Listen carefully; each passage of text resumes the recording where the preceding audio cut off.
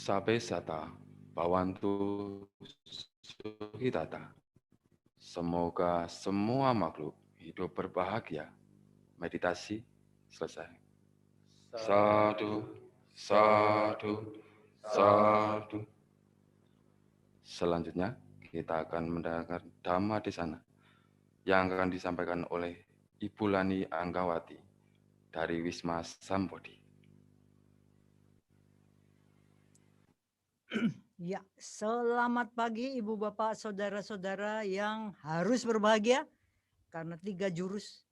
Beruntung, harus bahagia karena beruntung terlahir di alam manusia.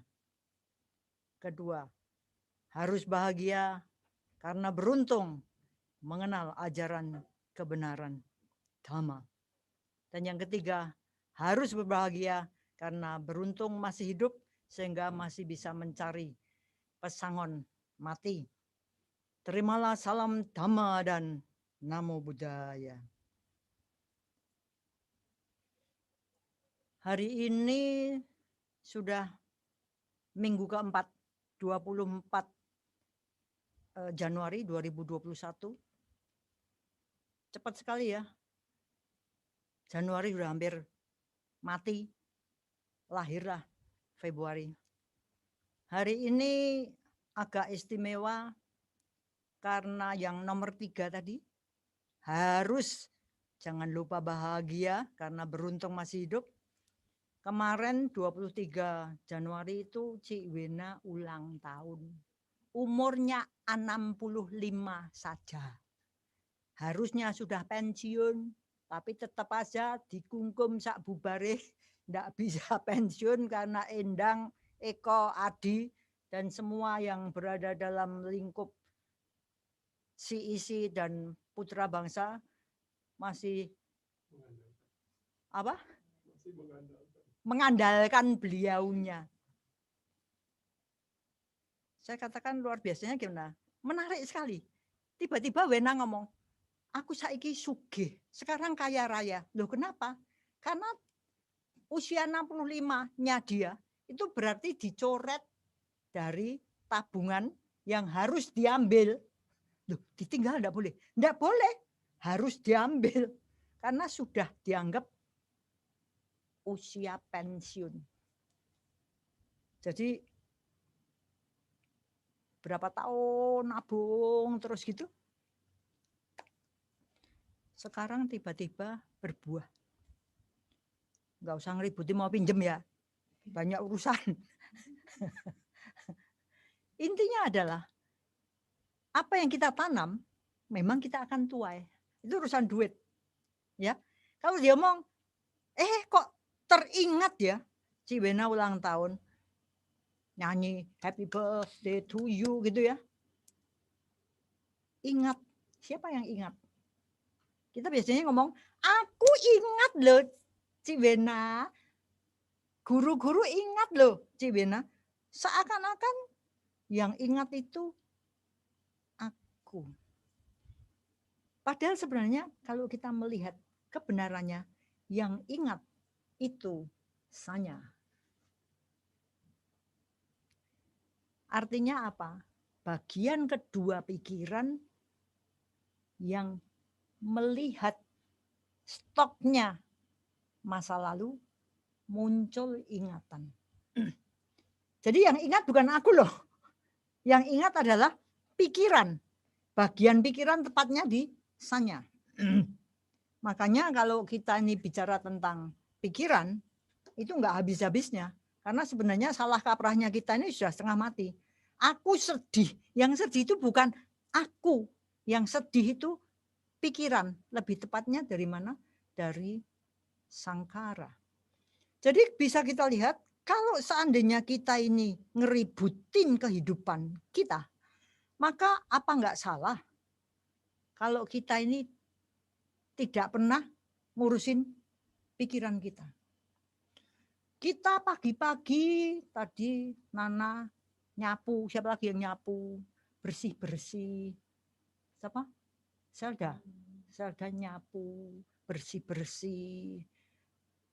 Tubuh juga gitu, dimandiin ya.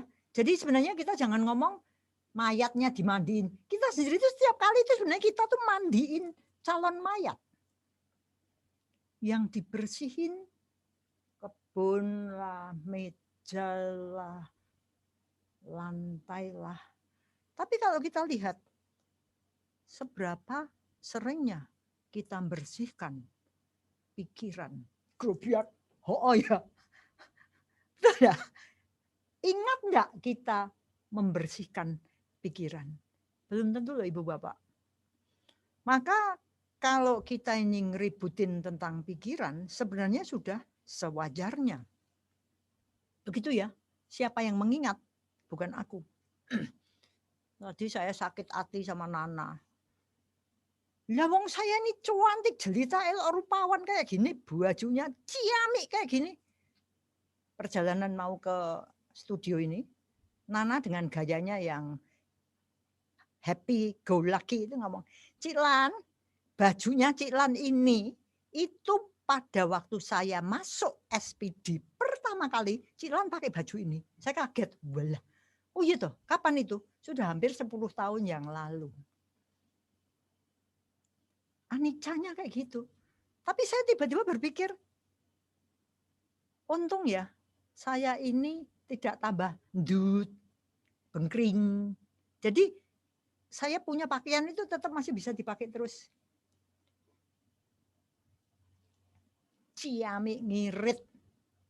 Betul ya? Semua pakaian dama di sana saya itu kalau pas ada hoki, ternyata saya punya ini. Nah, cantik jelita, elok rupawan. Tapi kalau dilihat, Nana ingat loh kembali. Yang ingat bukan Nana. Saya sebutkan Nana karena nanti dia mesti harus podcast. Buh ya apa? Tapi intinya adalah ada suara yang muncul tapi orangnya nggak muncul gitu katanya. Kembali, yang ingat itu pikiran. Tepatnya di bagian recognizing, mengenali kembali. Bagian itu disebut sanya. Begitu hebatnya pikiran itu sehingga 10 tahun yang lalu masih ingat. Ciwena ulang tahun sudah 65 tahun yang lalu kita masih ingat. Orang tua ikut tanya, masih ingat. Dari ya. Jadi ingatan itu begitu hebatnya. Pikiran itu begitu hebatnya. Kekuatan pikiran ini jarang kita amati. Kita kadang-kadang kalau ngomong kekuatan itu secara umum fisik. Betul ya? Wah, wongnya kuat banget. Atau kalau kita mental, kita ngomong tahan menderita. Wah, tidak depresi gitu. Tapi seberapa toh kita ini sebenarnya mengenal kekuatan pikiran yang sebenar-benarnya bukan cuma untuk urusan sakti. Ibu bapak saudara-saudara, sekarang ini kalau kita lihat show-show internasional ya, misalnya America Got Talent, Britain Got Talent, itu sekarang banyak sekali show-show yang wow gitu loh. Memukau, katanya itu adalah kekuatan pikiran. Kemarin saya sempat nonton jurinya itu lagi milih 40 semifinalis kalau tidak salah gitu. Dari 200 foto-foto itu mereka ngeributin ini bagus, ini bagus. Dan yang menarik adalah begitu banyak magicians, tukang sulap, ahli pikiran tadi, wow-nya itu kepilih gitu. Sampai ada satu juri yang ngomong, loh kok terlalu banyak show tentang sulap, magician yang kita pilih gitu. Nggak bisa, ini harus kita kelompok-kelompokkan. Kita pilih beberapa dari setiap kelompok. Segitu hebatnya. Kita terpukau ya, lihat loh kok bisa ya. Sana tiba-tiba hilang, jebret orangnya berada di sini. Loh, jadi pindahnya dari mana? Katanya itu kekuatan pikiran. Adi di sini, coba angka berapa? 6. Terus tulis 6. Nanti tiba-tiba kartunya hilang, gitu, muncul di tempat penonton. Piye wi? Kita wow. Orang bilang kekuatan pikiran. Tapi tetap itu istilahnya sulap. Ada lagi yang sekarang mulai banyak cenayang itu. Cenayang, ngerti cenayang ya? Apa tuh cenayang tuh? Paranormal ya. Yang mungkin membuktikan bahwa kita ini memang sebenarnya pindah alam loh. Jangan ngomong hidup tuh cuma sekarang ini tok. Terus kemudian pluk, enggak loh. Kita pindah alam loh. Kita berada dalam satu alam yang meskipun enggak punya jasad kayak gini, tapi punya yang disebut entitas gitu ya. Makhluk atau apapun, pokoknya benda yang itu yang enggak kelihatan itu. Katanya itu juga urusannya dengan pikiran. Kemajuan teknologi. Mereka sekarang haunted house itu, rumah-rumah yang dihuni setan-setan itu. Mereka sekarang pakai alat-alat teknologi yang kamera yang khusus melihat energi gitu ya. Jebret gitu. Ada yang lewat. Terus dikasih apa? Alat untuk perekam suara. Dan itu kalau didengerin, ternyata mereka juga punya suara. Ada yang ngomong sorry, diulang-ulang dapatnya sorry. Jadi mereka tuh di alam sana itu mereka juga punya sopan santun gitu ya, bisa ngomong sorry. Maka kalau kita dalam kehidupan ini tidak bisa ngomong sorry, kalah sama makhluk halus. Ya, saya melihat kayak gitu tuh ya gitu ya. Tapi kekuatan pikiran yang saya anggap, saya percaya benar, itu kalau sudah diukur pakai komputer. Bisa bayangin. Sulapan. Benar apa enggak? Kita enggak ngerti kan? Benar apa enggak ngerti. Jadi ada satu momen di mana saya melihat demo. Kalau ini saya anggap benar ya. Itu orang yang punya kekuatan katanya diambil oleh satu tim ilmuwan, terus dipasangi kenop-kenop gitu di kepalanya, sambungan sama komputer. Dan di situ tuh ada jarum kayak mengukur gempa itu loh. Ngerti ya? Kalau kita kan gini. Gitu ya.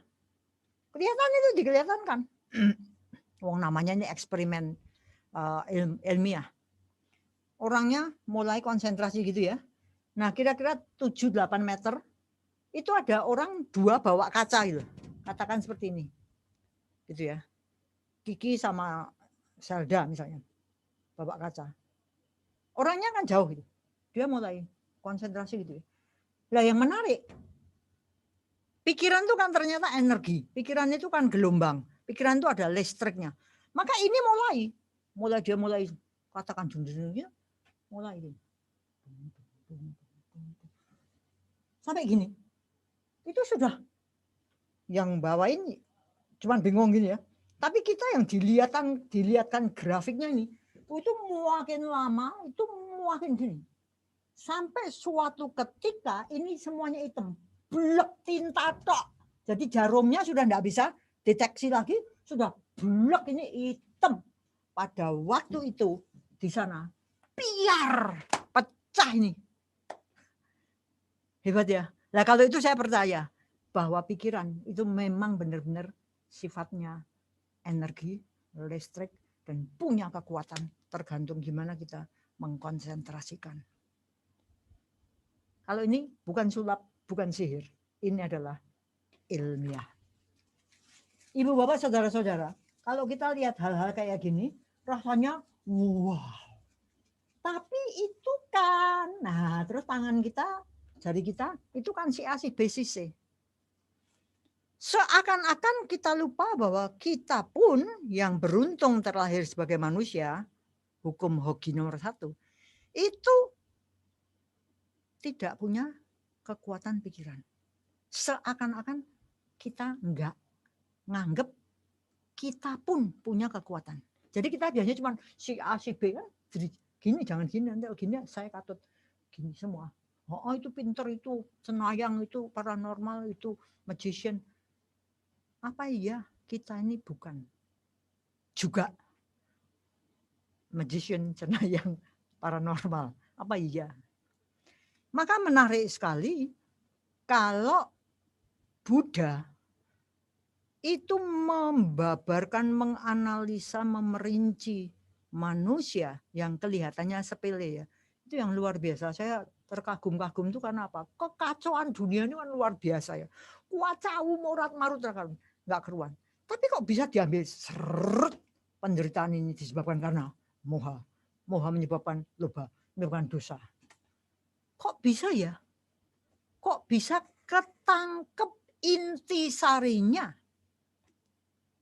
Maka saya senang kalau bulan Januari ini bersama Bu Susan kita merancang satu format Dhammadesana di mana bukan hanya dilihat dari sains, karena Bu Susan itu doktor bagian psikologi barat dan timur, tapi mulai Januari ini kita mulai munculkan orang-orang yang malahan non-Buddhis yang bisa mengambil manfaat Dhammadesana, manfaat mulai ngutek-ngutek pikiran, mulai mengamati pola hidupnya, dan mendapati bahwa mereka sudah berubah.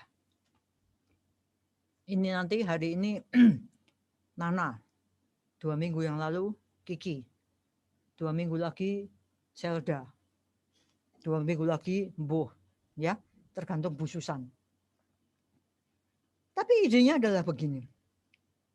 Kalau tadi kita selalu ngeributin dengan orang lain yang hebat, kita lupa melihat seberapa kita ini pun bisa hebat. Tentu saja dalam kapasitas kita masing-masing. Karena apa? Bahwasannya pikiran itu adalah energi. Dan masing-masing kita yang sudah beruntung terlahir di alam manusia, itu pasti sudah punya satu modal gawan bayi, satu harta yang dibawa dari kehidupan masa lampau, di sini, itu kita bukannya tanpa modal. Itu sebabnya di dalam psikologi belajar ada yang namanya dasar plus ajar. Kita ngeributinya 2 hal ini. Kalau kita ngomong anak itu harus belajar, diajar, ini juga termasuk membuat mereka terasah dan terasuh. Gitu ya. Tapi coba sekarang saya mau ributi dengan dasar ini.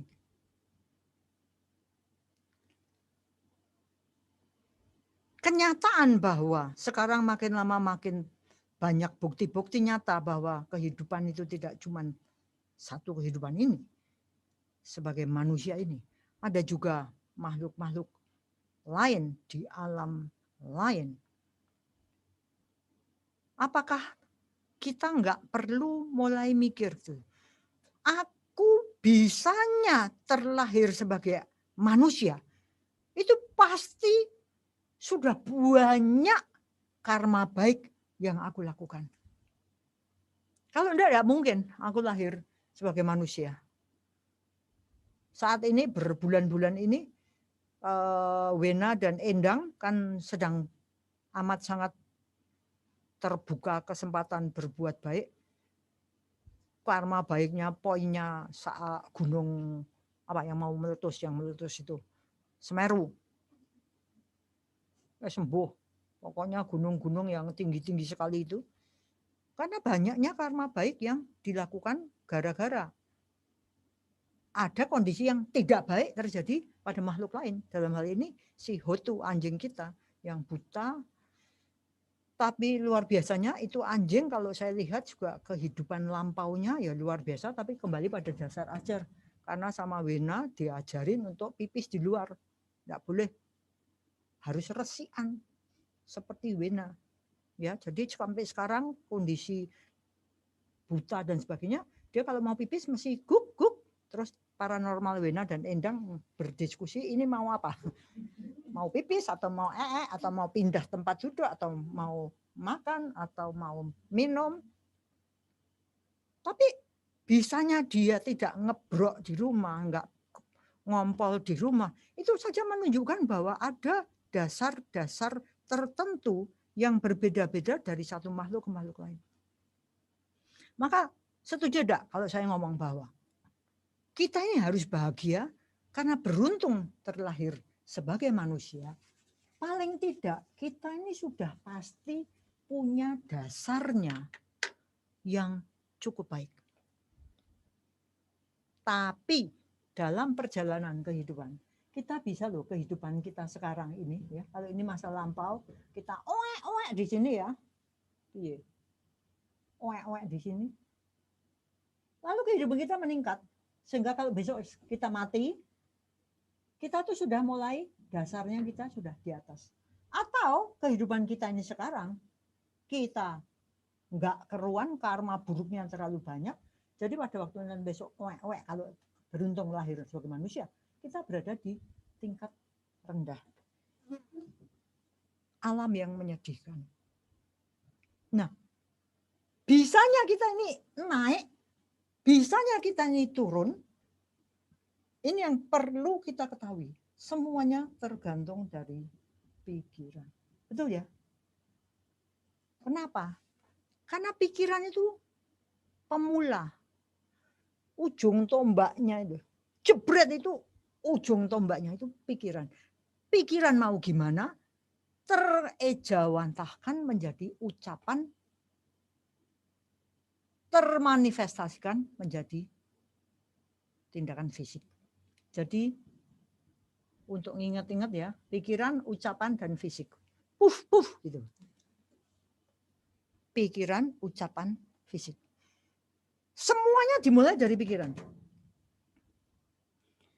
Maka mari kita mulai sedikit banyak bersih-bersih pikiran, disulai, disapu, dipel, dimandiin. Supaya apa? Pikiran kita bersih. Jangan cuma pakaian kita yang ngejreng, bagus toh? Bagus toh? Tapi pikiran saya kemproh, kotor, jorok, rusak. Jangan sampai. Kenapa? Karena nantinya kita membentuk dasarnya untuk kehidupan yang akan datang itu di kehidupan bawah. Nah, kalau kita lihat, oke deh, kalau gitu pikiran itu penting banget ya. Maka jangan heran kalau ajaran Buddha itu ngutek-ngutek pikiran itu luar biasa seringnya, dalamnya, dan intensitasnya itu memang kalau bisa kita selalu melihat pikiran. Maka ada kata-kata yang selalu saya ingat, yaitu what kind of mind am I bringing from moment to moment? Pikiran macam apa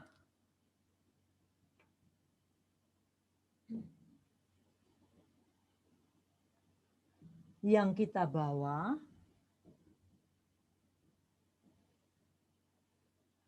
dari momen satu ke momen lain. Maksudnya apa? Pikiran itu cepat banget anicanya tuh. Gitu.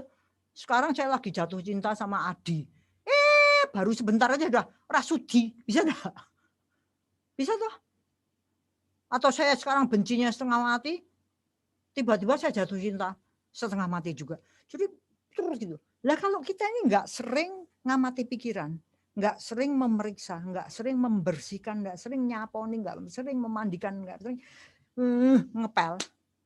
Pikiran macam apa yang kita bawa dari momen ke momen sudah pasti pikiran yang kacau balau. Ibu bapak saudara-saudara, kenapa toh kok kita ini harusnya ngecek pikiran? Karena kalau pikiran ini memang asal mulanya dari ucapan dan perbuatan, maka sebenarnya kita ini salah kalau cuma ngurusin fisik dan ucapan tok. Kalau aktivitas, kegiatan fisik kita, kegiatan vokal kita, ucapan kita ini baik, sebenarnya itu pasti dipastikan pikiran kita baik. Seperti air dulu. Kalau mata airnya bening, ya nanti ya mengalirnya, air mengalir sampai jauh, ya bening. Tapi kalau mata airnya ini kotor, air mengalir sampai jauh, ya tetap kotor. Jadi kalau kita tuh lebih banyak ngurusin, memeriksa, membersihkan pikiran, ngirit gitu. Energi kita mengurusin pikiran, hadiahnya ucapan kita baik, kegiatan fisik kita, perbuatan kita juga baik. Minggu lalu kita dengar kesaksian dari seorang dokter yang pintar menganalisa, dan kebetulan yang menarik yang dianalisa dirinya sendiri. Menarik sekali bagaimana ternyata pikiran ini memang berbenturan dengan fisik. Kalau pikiran kita ini sehat, fisik itu lebih gampang sehat juga. Bener gak? Kalau kita sampai sakit, kita lebih cepat sembuh. Atau kalau orang lain itu mungkin ketularan, saya nggak ketularan. Karena kondisi pikiran saya baik, menatalah metabolisme tubuh baik, menatalah antibodi saya baik, sehingga saya nggak ketularan meskipun orang sekitar saya ketularan. Bisa enggak terjadi? Bisa. Sebaliknya orang lain enggak ketularan, saya yang sakit nomor 1. Bisa enggak? Ya bisa. Itu sebabnya kalau pikiran kita jaga, kemudian kita mulai mikir, kekuatan pikiran ini harus atau bisa juga kita manfaatkan, maka muncul kemauan kita, kesiapan kita, kesiagaan kita untuk meditasi. Seperti kalau kita lihat 2 minggu yang lalu, Bu Susan dengan meditasi, cinta kasih, semoga semua makhluk bahagia, kelihatannya ada gunanya. Ya pastilah, sebelum berguna untuk yang lain, tentu saja berguna untuk diri sendiri. Apapun yang kita lakukan, kalau saya menolong atau saya ngomong gini, jangan dipikir, wah ini pinter, salah. Apa yang saya omongkan gini nomor 1 itu bermanfaat untuk diri saya sendiri. Jadi saya yang belajar nomor 1. Anda ini cuman korban kebaikan saya. Kita mendoakan semoga semua makhluk bahagia. Luar biasa karena saya sendiri juga makhluk. Berarti saya ikut mendoakan komplit lah sana dan sini. Saya mau cerita kegoblokan saya. Jangan ngomong-ngomong. Zaman saya dulu pertama kali ngerti pikiran itu energi. Pikiran itu luar biasa kuatnya dan sebagainya. Pikiran itu getaran. Wah, mulai ngeributin dengan getaran. Ayo kita konsentrasi getaran. Terus ngeceknya gini. Oh, orang sombong itu goblok itu harus sombong ya. Saya deketin Adi. Getarannya ini enggak enak. Wih, gaya banget toh. Deketin siapa? Siapa? Hah? Bukan Ervin. V-nya sekarang dibaca W. Deketin Ervin. Rasain. Enak. Deketin Nunu. Enak. Ngerti? Kok yes gitu. Ngetes bagaimana sensitifnya kita. Ya loh, wah kita sombong. Delok sik getarannya begini. Sesuatu yang sebenarnya terjadi adalah tadi saya katakan biar goblok asal sombong.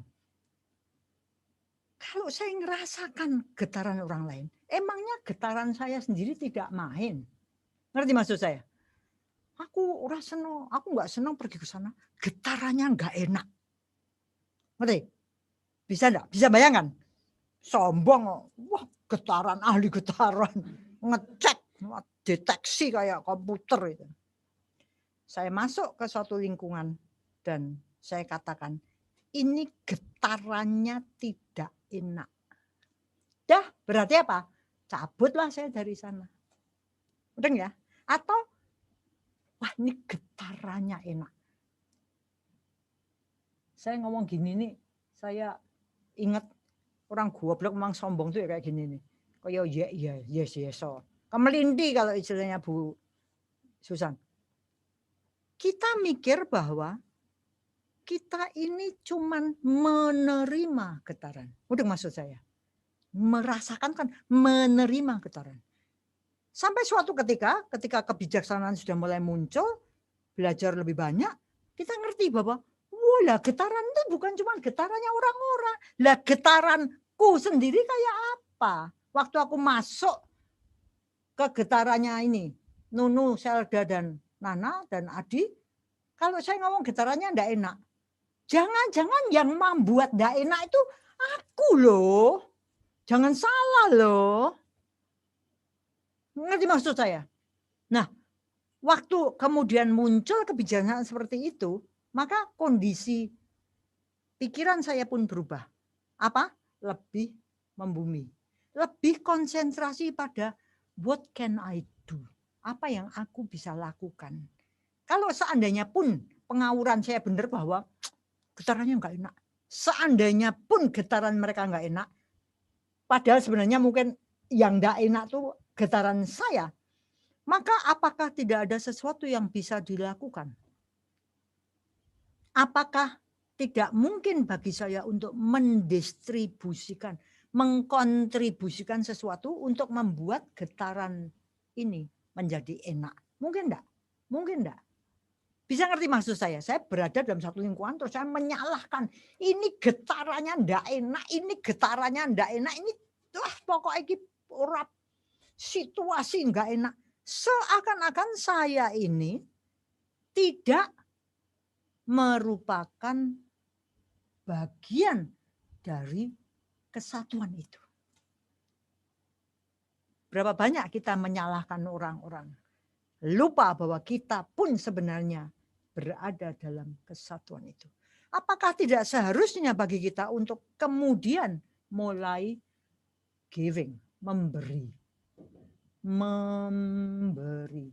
Kita menjadi agen perubahan. Dengan cara gimana? Ya kalau seandainya pun itu kondisi jelek, ya mari kita berjuang supaya kita mau membuat gimana caranya situasi itu menjadi baik. Bukan cuma nyalahkan aja. Menganggap diri saya sudah baik, yang jelek itu yang lain-lain. Nyak, empret, kan gitu ya. Karena itu enggak benar. Bagaimana kita kemudian bersatu menciptakan satu khasnya situasi atau getaran, maka pada saat itu sebenarnya kita punya kesempatan untuk berpartisipasi membuat situasi menjadi baik. Contoh di dalam masa COVID ini. Seberapa tahu kita ini berpartisipasi untuk membuat situasi lebih baik? Jangan kita dalam kondisi seperti ini nggak mau mengendalikan diri. Wah pokoknya duluan sana duluan sini, mati ya wes mesti masuk surga, dijamin ada bidadari yang siap menemani aku sementara pasangan hidupku buruk rupanya elek, manin bidadari, ya udah mati nggak apa-apa. Teman saya kurang ajar, dia ngomong, apa emangnya surga itu ada? Aku kok ora percaya gitu. Saya ngomong, aku juga nggak percaya. Karena apa? Karena di sana nggak ada bidadara, yang ada cuma bidadari. Nah kita cantik jelita elok rupawan gini nih, siapa yang menemani? Kalau nggak ada yang bidadara yang ganteng dan sebagainya. Nggak, itu cuma guyon. Tapi intinya adalah sebagaimana kita ini sebenarnya bisa menggunakan pikiran, menggunakan getaran, menggunakan kekuatan energi untuk menjadi agen perubahan. Dengan demikian, dimanapun aku berada, di situ terjadi kedamaian. Mungkin enggak? Daripada sini enggak damai, pindah sana. Sana enggak membahagiakan, pindah situ. Situ enggak tenang. Ternyata yang membuat itu saya sendiri. Bisa enggak? Mungkin enggak. Seperti anjing kudisen pindah di sana di bawah pohon bambu. Mungkin kudisnya hilang. Kok enggak pindah lagi di bawah pohon mangga. Kok kudisnya enggak hilang. Lah wong yang sakit itu dia sendiri, bukan cari yang gimana-gimana. Begitu juga dengan kita. Ibu bapak saudara-saudara, beruntung sekali ada orang, kembali ini non Buddhis ya. Biasanya kalau non Buddhis itu malah tajam menghadapi dhamma karena terperangah. Oh gitu ya, oh gitu ya. Dan kalau dia beruntung untuk bisa mempraktekkan dalam kehidupan sehari-hari, maka manfaat yang dia peroleh itu luar biasa. Di sini saya ceritain dulu backgroundnya. Saya tinggal bersama 5 orang di sini yang ikut isolasi diri, tapi bukan karena sakit, tapi karena takut sakit. Jadi sejak COVID mereka tinggal bersama kami. Kalau biasanya pulang cuman weekend, ada masa di mana tidak pulang 3,5 bulan, sampai sekarang udah 10 bulan. Dan kami setiap Senin dan setiap Jumat itu selalu melakukan 3 karma baik. 1, berlatih meditasi, memperkuat kesadaran kewaspadaan.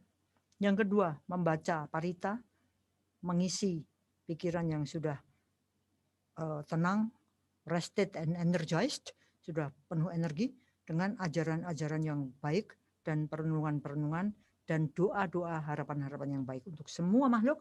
Dan yang ketiga, transferring merits, melimpahkan jasa kebajikan pada semua makhluk yang bisa mengambil manfaatnya karena banyak karma baik yang sudah kita lakukan. Nah, ceritanya begitu. Salah satu dari kami, Kiki dulu, itu pada waktu bulan September, tahu-tahu bapaknya yang di Sumatera meninggal pada waktu pulang nganterin adiknya Kiki. Teksek gitu. Kagetnya setengah mati. Tapi Kiki memberikan satu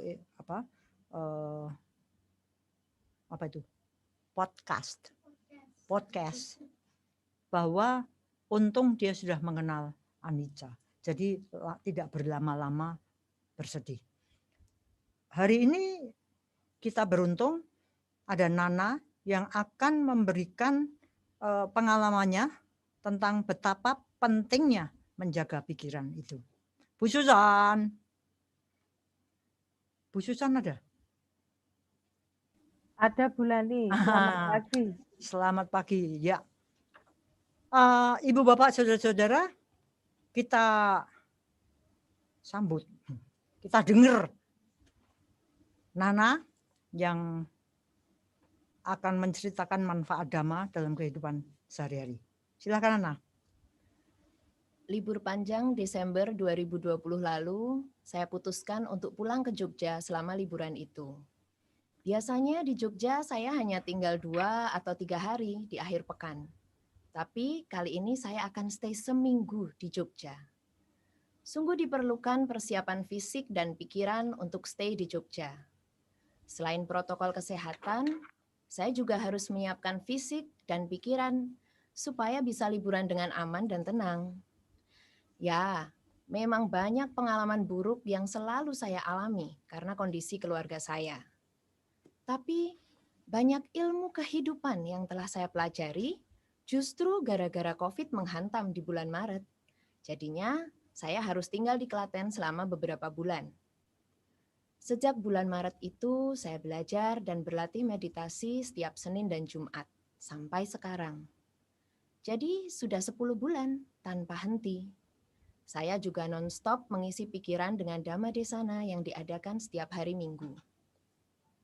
Kali ini, saya ingin berbagi pengalaman tentang perbedaan pola pikir saya selama 10 bulan terakhir ini.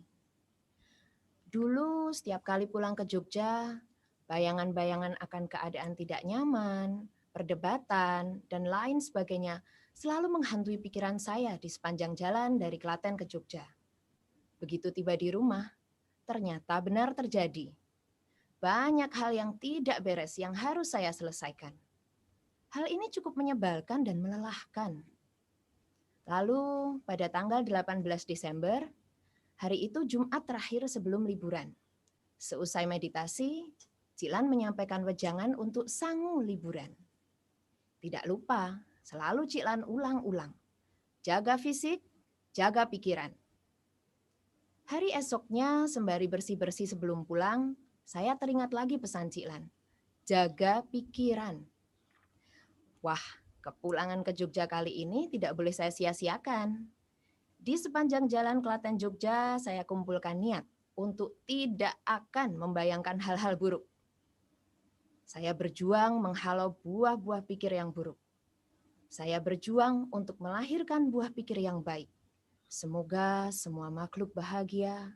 Semoga semua makhluk bahagia. Semoga semua makhluk bahagia. Itu berarti saya mendoakan semua anggota keluarga saya plus mendoakan diri saya sendiri. Kan saya juga makhluk. Dan ternyata selama di Jogja, hari demi hari saya lalui dengan baik. Bukan berarti tanpa masalah dan perdebatan, tetapi sangu jaga pikiran ini yang mengarahkan saya untuk tetap berpikir baik dan positif. Saya yang biasanya sebel dan malas ngobrol dengan tante saya, kala itu saya dengarkan dia, dan saya mencoba membantu kesulitan yang sedang dia alami. Hal ini ternyata membuat dia berubah juga. Dia yang biasanya keras kepala dan sok tahu, menjadi sedikit mereda. Karena dia suka memasak, hobi baru, saya sediakan bahan-bahan untuk dimasak. Energinya yang biasanya untuk ngeyel menjadi energi positif karena dipakai untuk memasak. Dia senang karena bisa menyalurkan hobi barunya yaitu memasak. Kami pun senang karena perut kenyang. Flashback ke beberapa tahun terakhir ini, setiap kali ada masalah, ringan maupun berat, Cik Lan, Cik Wena, dan Miss Endang selalu berpesan, jaga pikiran. Seperti saat saya kehilangan mami, nenek, dan ayah saya dalam kurun waktu kurang dari 4 tahun. Wejangan itu yang selalu saya dapatkan. Mereka tidak ikut bersedih seperti yang biasa saya lihat pada orang-orang di sekitar rumah saya. Hal itu tentunya memunculkan kekuatan yang luar biasa dalam diri saya. Jaga pikiran bagi saya sangat berarti, bahkan dalam keseharian. Dulu saat berduka, saya cenderung berlarut-larut dalam kesedihan. Dulu saat saya merasa kecewa atau marah, saya agak lama memaafkan. Saat saya merasa senang, saya seringnya lupa daratan. Tapi begitu tahu untuk selalu jaga pikiran, ada semacam bel, ting-tung, yang menjadi pengingat. Walaupun prakteknya, pikiran masih sering loncat sana, loncat sini, dan kepleset-pleset karena pikiran itu sangat liar. Tetapi seperti kata Cik Lan, Cik Wena, dan Miss Endang, yang penting punya remnya dan ingat untuk ngerem. Terima kasih. Ingat untuk apa? Ngerem. Oh, punya rem dan ingat untuk ngerem. Ya, itu menarik sekali karena khas gitu ya. Sebelumnya belum gitu, sekarang gitu. Tentu saja Bu Susan punya twing-twingnya yang bisa dibagikan pada kita semua. Dan saya merasa beruntung, terus terang aja saya selalu menduga-duga, iki kok Bu Susan meh ngomong apa ya? Karena beliaunya itu tajam ulasannya. Silakan Bu, piye Bu?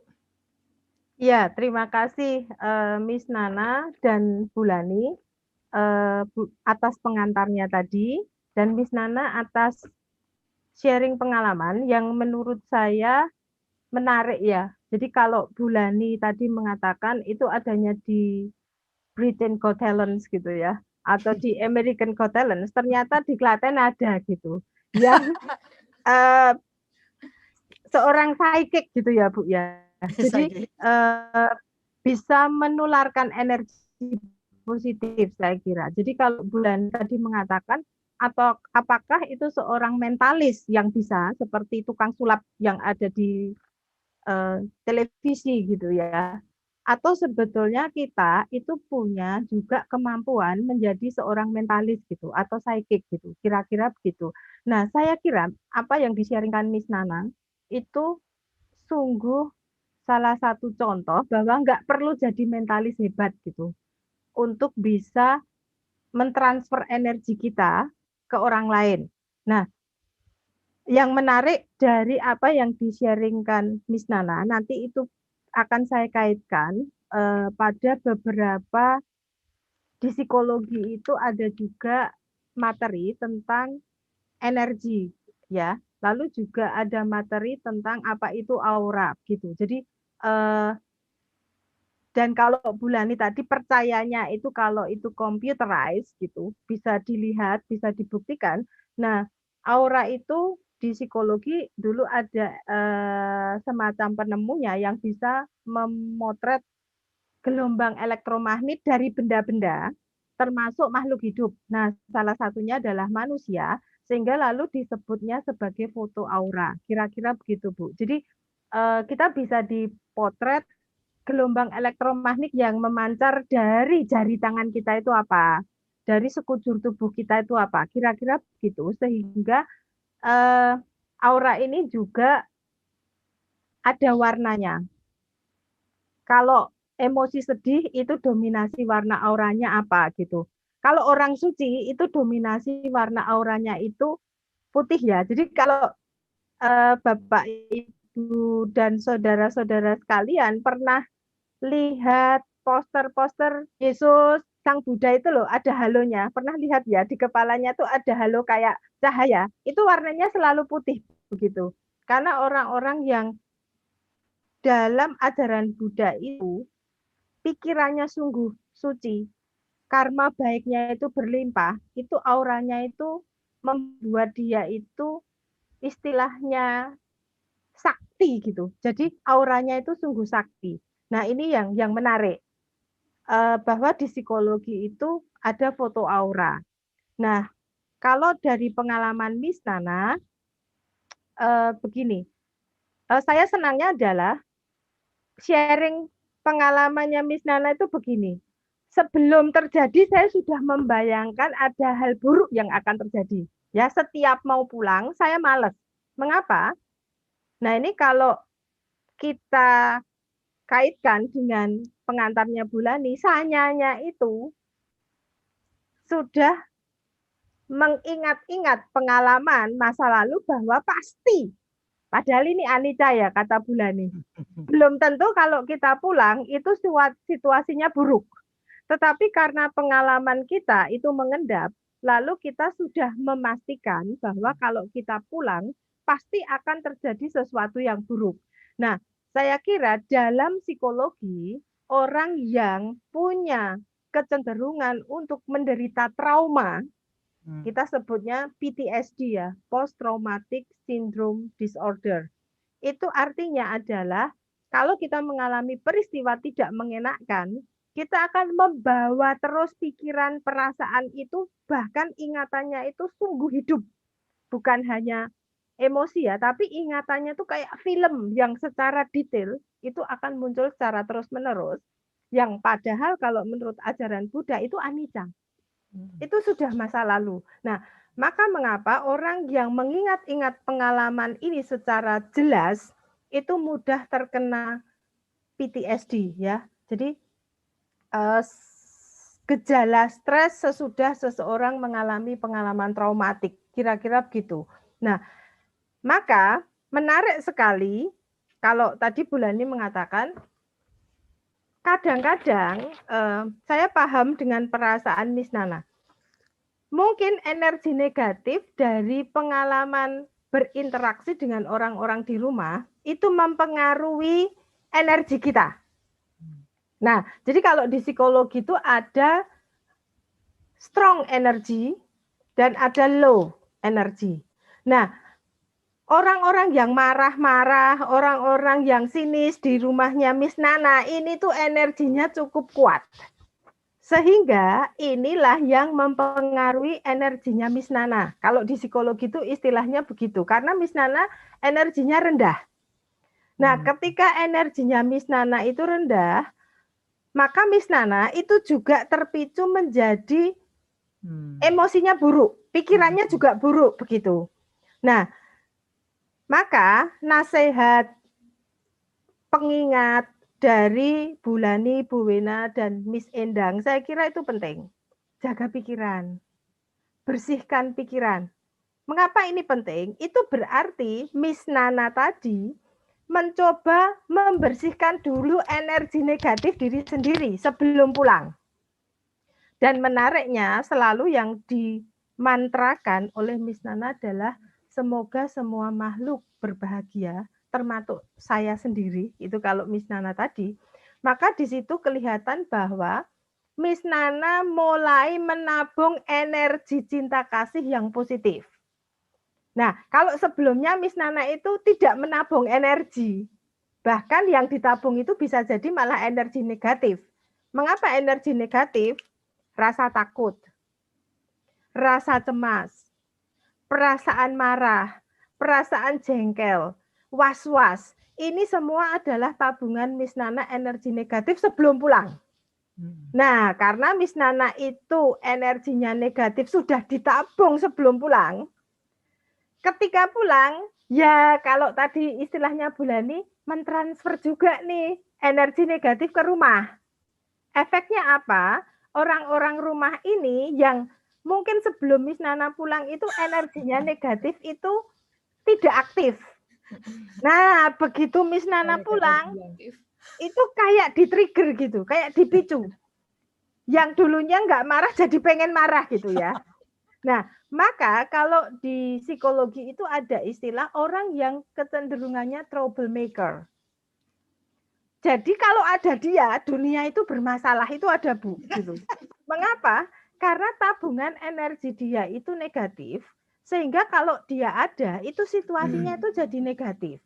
Nah, kita pernah dengar ya ada anak kecil yang selalu disalah-salahkan bikin masalah. Itu mungkin betul Bu, karena anak ini itu memancarkan energi negatif. Jadi belum berbuat apapun, itu lingkungan di sekitarnya itu bisa berbuat yang tidak baik. Nah, kalau kita itu adalah orang yang bijaksana, anak ini jangan dimarahi. Nah, maka ada sekolah, Bu, ini cerita saya, sekolah di Australia, itu basicnya adalah meditasi dan mindfulness gitu. Jadi waktu itu saya ikut workshop mindfulness yang memberikan ini adalah orang yang psikolog tapi punya sekolah itu gitu. Nah, dia mengajarkan pada anak-anak ini untuk melakukan meditasi secara rutin, latihan mindfulness secara rutin, mulai dari yang sangat sederhana sampai kompleks, tergantung tingkat usia. Nah, ternyata nggak usah ada psikolog yang menerapi, itu kenakalan di sekolah itu menurun hampir 70%, Bu. Jadi dengan meditasi rutin, itu ternyata masing-masing anak itu punya energi positif. Lalu yang kedua, ternyata berinteraksi antara energi positif tertularkan kembali energi positif ke orang lain. Nah, ini saling memperbesar energi sehingga yang dikatakan siswa punya problem itu tinggal sedikit. Jadi tanpa terapi psikologi ya. Nah, lalu mereka itu juga membuktikan begini. Mereka eksperimen, Bu, melakukan meditasi di beberapa lokasi, ya. Lalu mereka melihat report gitu. Nah, ternyata laporan-laporan survei yang dilakukan oleh pemerintah itu menunjukkan kriminalitas di area itu tuh menurun, Bu. Nah, mereka hanya mau menunjukkan bahwa nggak usah kita itu intervensi terlalu besar kalau kita selalu berdoa, mendoakan semoga semua makhluk berbahagia, semoga mereka dijauhkan dari pikiran jahat, semoga mereka dijauhkan dari pikiran-pikiran kotor. Itu ternyata kalau energi kita itu besar, itu bisa mempengaruhi. Nah, yang menarik Bu, bagaimana kalau kita sendiri pikirannya belum bersih? Ya. Nah, konon kabarnya kalau pikiran kita belum bersih, paling tidak, jadi kalau yang ditunjukkan oleh Miss Nana tadi, paling enggak saya mendoakan diri saya sendiri dulu. Bersih-bersih diri dulu. Kalau energi saya belum cukup kuat. Mengapa? Dengan membersihkan diri, itu penelitian menunjukkan, kalaupun saya tidak bisa mempengaruhi orang lain, paling enggak energi negatif dari orang itu enggak berpengaruh ke saya, itu dulu. Nah, maka semakin bersih pikiran kita, semakin bersih niat kita, semakin tulus niat kita, semakin karma baik kita itu berlimpah-limpah.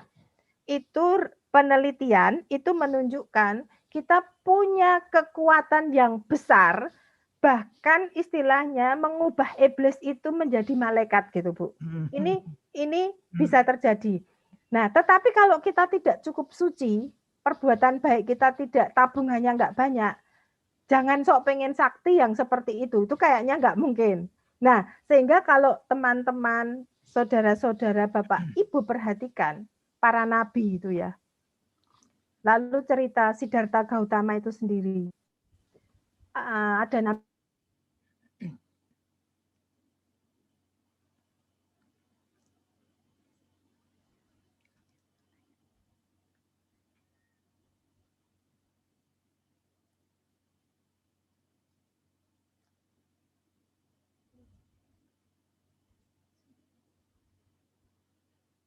Enggak.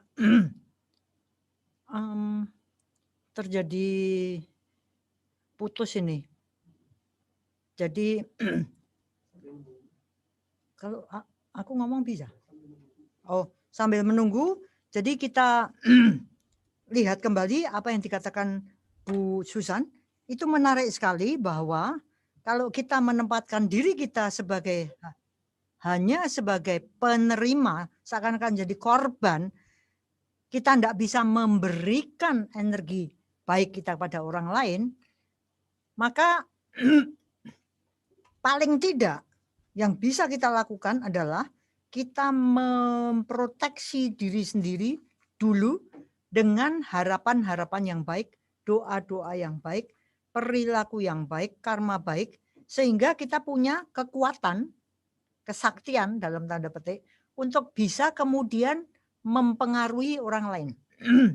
Tapi kembali ya, semua itu bermula dari kita ini punya apa dulu.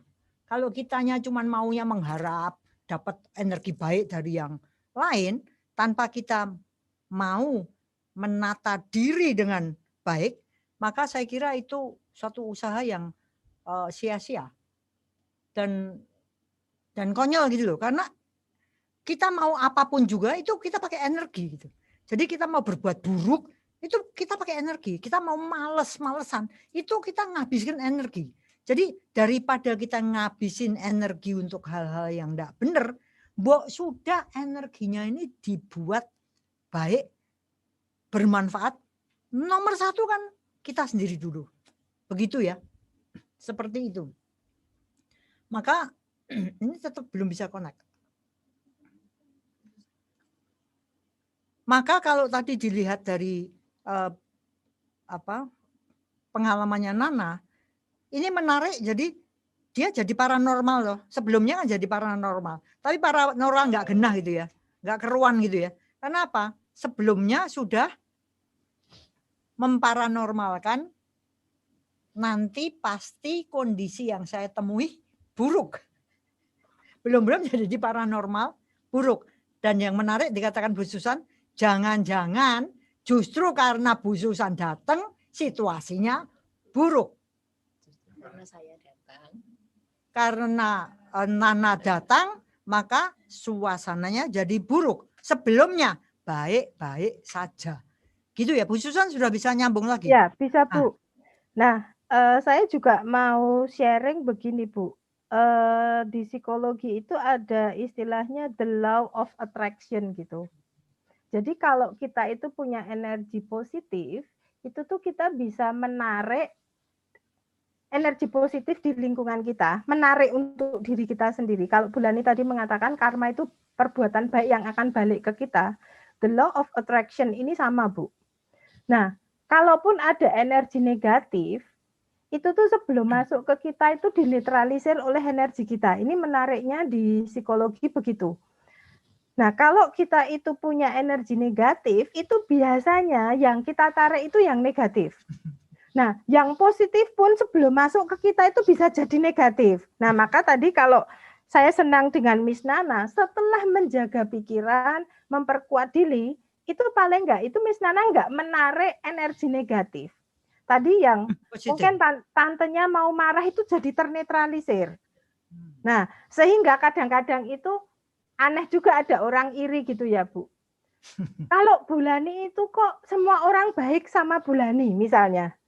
Kenapa orang itu sama saya jahat? Berarti dunia itu enggak adil. Itu kan sering terjadi ya. Kenapa orang itu dengan Miss Nana itu baik? Kalau dengan Michelle itu jahat semua gitu kan. Nah, kalau di istilah the law of attraction ini, lihat dulu energi yang kamu pancarkan gitu. Kamu menarik apa? Nah, sehingga Miss Nana dan teman-teman, kalau kita ingat ya, kadang-kadang kalau pas kita itu situasi hatinya nggak enak itu banyak kecelakaan kecil-kecil, ya toh? Tiba-tiba minyak nggak tumpah, ya tumpah gitu. Ya kan, kadang-kadang komputer nggak macet jadi macet gitu. Nah, ini konon kabarnya energi kita itu bisa juga mempengaruhi benda-benda di sekitar kita yang bukan makhluk hidup begitu ya. Nah, jadi tiba-tiba mati listrik begitu. Nah, ini bisa terjadi karena ternyata kita itu memancarkan gelombang elektromagnetik tidak hanya pada makhluk hidup ini Miss Nana, tetapi juga pada benda mati. Nah, sehingga kalau Bulani itu mengatakan menarik, kalau pengen kesialanmu hilang, berbuat baiklah. Itu kan artinya sebetulnya energi positif itu harus ada, supaya kita tidak menarik ketidakberuntungan. Energi-energi kesialan itu tuh paling nggak dinetralisir lah kalau kita nggak bisa beruntung gitu ya. Nah, maka kalau tadi Miss Nana itu menariknya adalah bahkan Miss Nana itu setelah memperkuat diri dengan meditasi terus untuk mengasihi diri sendiri dan makhluk hidup, itu tadi kelihatan bukan hanya tantenya itu dinetralisir, Bu, tetapi jadi positif ya. Jadi tidak begitu marah-marah. Dan menariknya, Miss Nana tadi bukan sekedar no action. Kalau kita lihat, lah Miss Nana membeli sesuatu untuk tantenya, ya kan? Masak-masak. Sehingga itu Miss Nana itu kayak bukan hanya dengan diam, tetapi dengan tindakannya itu bisa memicu orang yang dulunya itu energinya negatif, itu bisa menjadi positif. Nah, ini yang menarik dari Miss Nana. Dan ini Bu, yang menarik itu adalah kadang-kadang itu kita itu menyalahkan gini. Misalnya nih, tantenya ini kalau sama adiknya Miss Nana, kalau Miss Nana punya adik ya, itu kenapa sayang banget gitu misalnya. Tapi kalau sama Miss Nana itu kok galak gitu ya. Nah, ini bisa terjadi adiknya Miss Nana itu mentransfer energi positif. Nah, tapi kan Miss Nana jengkel, iri toh. Wah, nek sama adikku itu sayangnya minta ampun gitu kan. Itu dipelet. Wah, itu ilmunya pelet ya. Itu Nah, itu benar Miss Nana, itu ada peletnya. Peletnya itu adalah energi positif. Nah, jadi saya senang dengan Miss Nana yang dulunya sebel dan marah sebelum pulang. Miss Nana lalu berdoa untuk mendapatkan cinta kasih. Nah, yang terjadi apa Bulani? Perubahan yang saya lihat dari Miss Nana itu jadi punya perspektif taking. Jadi punya empati pada tantenya. Oh, tanteku itu suka masak. Oh, tante saya itu suka begini. Maka mungkin dia kelebihan energi tidak tersalurkan untuk hobinya. Maka saya mencoba membelikan sesuatu untuk tante supaya energinya itu dikelola secara positif. Nah, ini menarik sekali, Bu. Orang yang dulunya Miss Nana ini hanya dipenuhi sebel dan marah, itu bahkan menghapus empati, Bu. Kalau ini saya lihat ya. Nah, ketika sebel dan marahnya hilang, itu Miss Nana bisa menjadi empati, lalu tantenya berubah. Nah, satu hal, Bu, terakhir yang ingin saya garis bawahi itu begini. Di psikologi itu kita mengenal istilah expressed emotion. Jadi emosi yang kita ekspresikan. Nah, penelitian menunjukkan begini, Bu. Penderita skizofrenia, orang yang kalau kita lihat di jalan itu Miss Nana dan Bapak Ibu Saudara sekalian yang di jalan-jalan nggak pakai baju, sudah pikirannya nggak jelas. Ya, orang gila di jalan itu kalau di psikologi itu kalau sudah kayak gitu tuh namanya skizofrenia. Nah, ternyata mereka yang dimasukkan ke rumah sakit jiwa, lalu mereka diobati, diterapi, kalau pulang, Bu, jika keluarganya itu tipenya expressed emotion-nya tinggi, yang disebut expressed emotion itu pasti negatif. Nah, keluarga yang punya emosi negatif yang tinggi, itu menyebabkan penderita ini tuh kambuhnya lebih cepat. Tapi kalau yang di rumah itu tenang seimbang, penuh welas asih, itu konon kabarnya membuat relapse-nya itu atau kekambuhan itu tuh amat sangat jarang. Bahkan ada yang mengatakan 3 tahun kemudian itu bisa baru kambuh. Itu pun pasti ada sebab-sebab stres yang besar. Nah, maka di psikologi itu terapi untuk menangani skizofrenia itu tidak hanya pada pasien. Tetapi keluarganya ini harus tenang seimbang, harus penuh welas asih supaya keluarganya yang skizofrenia ini enggak kambuh. Nah, jadi penderita ini tuh bisa kambuh gara-gara emosi negatif yang merawat. Nah, ini menarik, Bu. Maka terima kasih buat Miss Nana yang sudah memberikan contoh sangat jelas. Kalau sebel saya tak hilangkan, kalau marah saya tak hilangkan, itu munculnya empati. Nah, kata Bulani dalam WA ke saya itu adalah terharu itu adalah emosi kesedihan yang memurnikan. Sementara kalau sedih, depresi itu adalah emosi negatif yang mengotori. Nah, saya kira sebel, marah ini juga emosi negatif yang mengotori. Sehingga bisa jadi orang yang sebetulnya hatinya murni ya, Bu. Tapi karena energinya lemah, dikotori oleh kemarahan kita sehingga dia itu menjadi negatif. Nah, bukti yang di-sharingkan oleh Miss Nana itu saya kira akan memperkuat kita semua. Wong Miss Nana bukan orang suci, enggak seperti Sang Buddha gitu ya. Miss Nana juga kalau dalam agama Kristiani enggak seperti Yesus, juga belum seperti Nabi Muhammad. Tetapi Miss Nana melalui meditasinya kok ya bisa sakti gitu ya, Bu. Bisa paling enggak itu mengubah lingkungan paling dekat itu menjadi lebih positif. Kalau kita nggak bisa mengatakan tantenya itu jadi baik betul, karena sebetulnya tantenya juga butuh usaha untuk menjadi baik. Tidak hanya ditolong oleh Miss Nana menurut saya. Tetapi saya kira ini sungguh membuat saya juga termotivasi, Miss Nana. Terima kasih untuk selalu berbuat baik, untuk selalu berdoa yang baik, mohon segala sesuatu yang baik, sehingga energi kita itu bisa positif, lalu lingkungan paling dekat kita, paling tidak itu menjadi lebih positif. Terima kasih Bulani atas sharing hari ini, terima kasih Miss Nana atas sharing sebagai mentalis di Klaten gitu ya. Ya, Dan saya terima kasih senang Bu Su- sekali. Ya, terima kasih Bu Ya, Susan. sama-sama Miss Nana. Bu, saya kembalikan.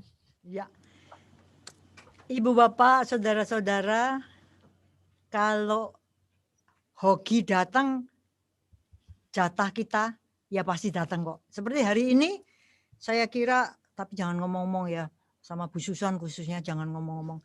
Karena Bu Susan ini memberikan satu terapi gratis. Itu kalau kita mau terapi sama psikolog itu kalau nggak salah itu 1 jam bayarnya 150.000 atau 250.000. Ini orang bayar terus pleng gitu ya.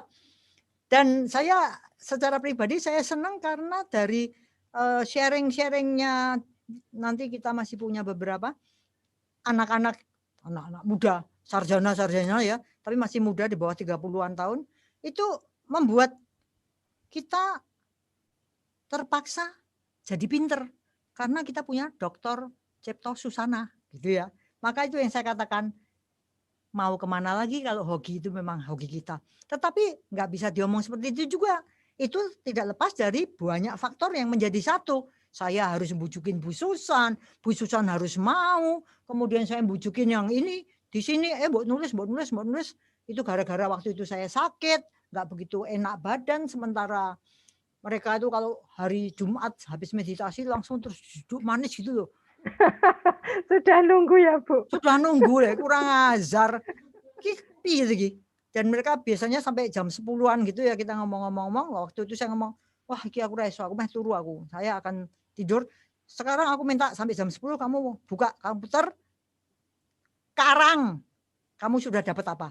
Ini hasilnya adalah apa yang kita sudah lakukan sejak awal Januari. Terima kasih Bu Susan, meskipun saya secara pribadi saya mau ngomong ikut berduka cita karena dengan cara Bu Susan mau sharing sama kita, kehilangan kesempatan dapat duit 150 atau 250.000. Ada orang-orang yang datang untuk minta nasihat. Ini yang dikatakan apa? Konsultasi. Apa yang dikatakan oleh Bu Susan di sini itu kalau habis gini nih langsung kita guru-guru di sini kita diskusi lagi kapan sampai jam 12 ya. Kita diskusikan lagi dapat apa tuh dari nasihatnya Bu Susan. Dan itu luar biasa. Saya yakin kita semua juga mendapat manfaat dari pembicaraan kita hari ini dan mudah-mudahan Ibu Bapak Saudara-saudara bisa mengambil manfaat karena beberapa jamaah di sana akan punya format seperti ini. Jadi kita mengundang podcast. Istilahnya kayak gitu. Bulani gaul sekarang, tahu podcast. Oh, ciamik Bu Susan. Ya, tapi saya terus terang aja secara pribadi selalu mereka-reka ya. Saya jadi paranormal. Ini kok nek diomongi minggu depan si Selda. Selda Bu, bukan Shelda. Gaya banget Shelda. Kan ya. Erwin Bu. Erwin. Jadi minggu depan kita akan ketemu dengan Miss Shelda. Dan biasanya kalau saya mulai ngarang-ngarang flow-nya, itu terbersit gitu ya. Ini kok kira-kira Bu Susan nangani kok ini piye caranya. Karena saya belajar dari Bu Susan itu sebagai psikolog konsultan. Jadi ya kembali lagi hoki saya karena belajar tanpa bayar ya.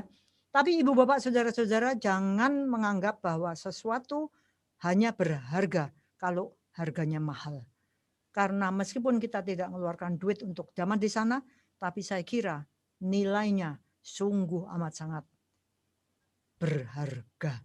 Maka mari kita kembali memurnikan pikiran. Karena energi yang dikeluarkan oleh pikiran itu kembali sesuka kita. Kita yang jadi majikannya. Energi ini mau dijadikan energi yang busuk, buruk, negatif, atau energi yang baik, berharga bagaikan permata. Sebagai akhir, saya berikan satu kata-kata bijak. Pikiran adalah pendahulu. Pikiran adalah pemimpin. Pikiran adalah pemula. Pikiran adalah pelopor. Pikiran adalah pembentuk bagi semua keadaan yang baik ataupun yang buruk. Maka kembali pada kita mau pilih yang mana. Namun pastikan jangan lupa bersih-bersih pikiran. Jaga pikiran. Semoga semua makhluk bahagia dan semoga yang terbaik datang pada kita semua. Sadu. Sadu. Sadu.